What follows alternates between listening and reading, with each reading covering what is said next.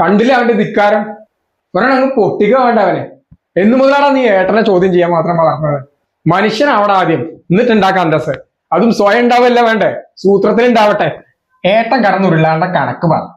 പറ മോനെ, നീ മുക്കില്ലെന്ന് അമ്മക്കറിയാം, നീ അവനങ്ങ് പറഞ്ഞു. കട്ടും പോയല്ലേ ഈശ്വരൻ, ഇനി എന്താ ചെയ്യ? എന്ത് ഒന്നുമില്ല എന്നാ പറയണം കണക്ക്. അത് തന്നെ ഞാൻ മാത്രല്ല അവൻ. എനിക്ക് പഠിപ്പില്ലല്ലോ, ഞാൻ വെറും 2ാം ക്ലാസ് അല്ലേ.